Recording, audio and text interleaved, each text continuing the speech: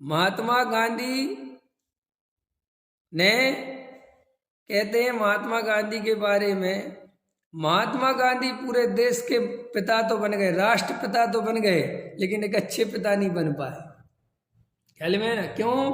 कि जब उनको ये देश की खुमारी चढ़ी आजादी करने की, पकड़ में आता ना, तो उनने क्या किया कि अपने बच्चों पर बिल्कुल ध्यान नहीं दिया।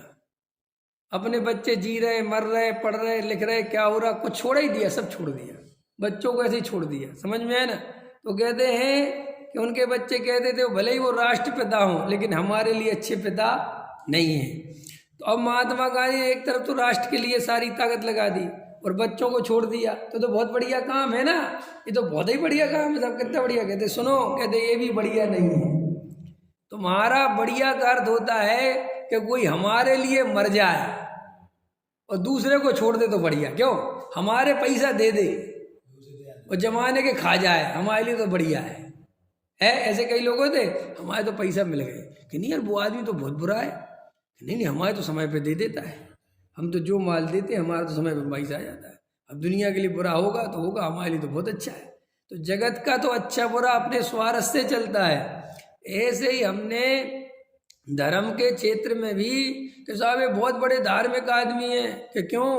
कि साहब ये अपनी घर गृहस्थी होते हुए भी घर गृहस्थी पे ध्यान नहीं देते, तो अच्छे आदमी नहीं है, गैर जिम्मेदार आदमी है। जब तुम्हें घर गृहस्थी पे ध्यान नहीं देना था तो घर गृहस्थी बसाई क्यों?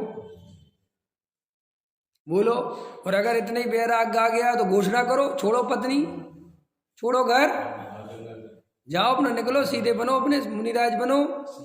क्या सुनो, स्त्री की जब जरूरत पड़ती है तो स्त्री से राग करने लगते हैं, है ना, और उस समय धर्म छोड़ देते हैं। ठीक है? और जैसे ही राग पूरा हो गया तो फिर धर्म जग गया, हमें कुछ नहीं लेना देना, सब स्वार्थ के भीरी हैं, तुम जानो तुम्हारा काम जाने। तो ये धार्मिक आदमी नहीं है, ये पापी आदमी का लक्षण है।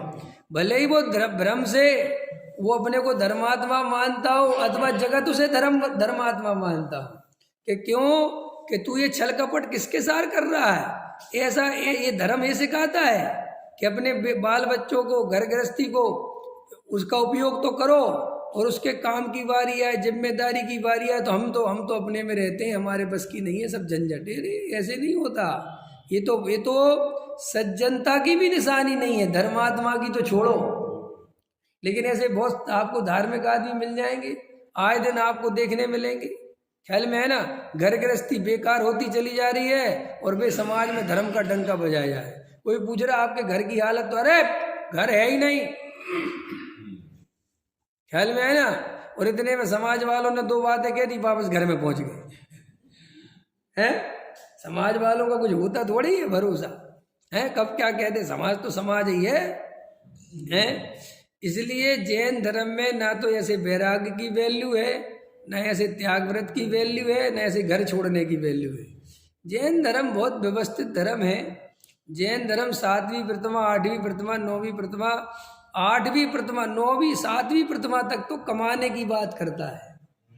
घर गृहस्थी पूरी, जब ब्रह्मचर्य व्रत लेने के बाद कि नहीं अभी कोई तुमने ले तो लिया, भले ही ले लिया ब्रह्मचारी व्रत, लेकिन वो पत्नी तो तुमने अब लिया ब्रह्मचारी व्रत, पत्नी तो पहले की है, अब तुमने ले ली तो वो कहाँ भग जाए?